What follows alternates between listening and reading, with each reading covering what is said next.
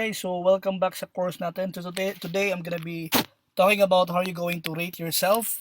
Okay, so ito na yun guys. So may two types of rates kasi. May tinatawag tayo na hourly and fixed. Ang hourly, ito yung mag-work ka per hour. Binabayaran ka ng client mo per hour. Ang fixed naman, binabayaran ka ng client mo per project.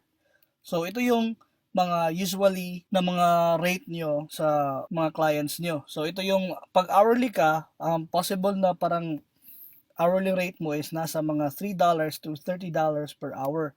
Pag fixed price naman or yung mga binabayaran ka per project, nasa mga $5 up to $2,000 per project. So ano ba yung mga virtual assistant work for the hourly jobs? So usually ito yun sila, mga social media managers, mga social media ads, mga freelancers, social media ads freelancers, mga online teachers, mga customer support freelancers, and then yung mga product research. So ito naman din yung mga fixed or mga per project na mga type of freelancers. Ito yung mga web developer, yung mga logo maker, yung technical support, video animator, and photo editor or video editor or any other mga freelancing gig like per project lang yung hinahanap ng client natin. So may mga cases din na mga logo maker or technical support na nag-hourly din yung work nila.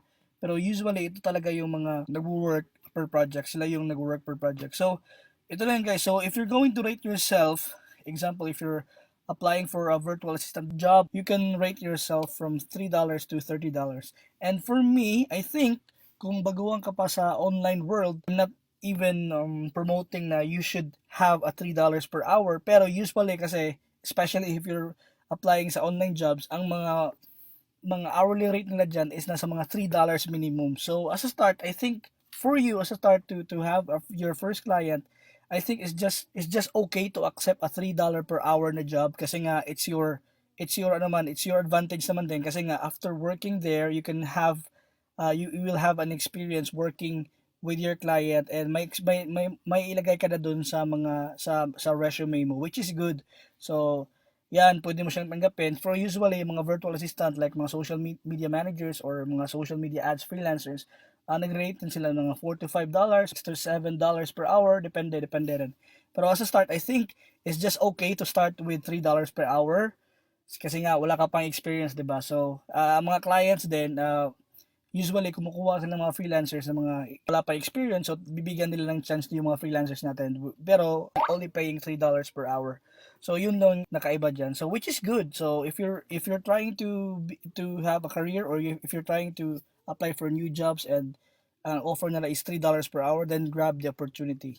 Okay, so if sa fixed price naman may mag-add sa'yo na parang magpagawa sa iyo ng logo for $5, then take it kasi nga grab yung opportunity kasi nga since wala ka pang portfolio, pwede mo ring magamit yung $5 na ginawa mo na logo na ilagay mo dun sa website or sa any portfolio na kailangan mo. So yun lang guys.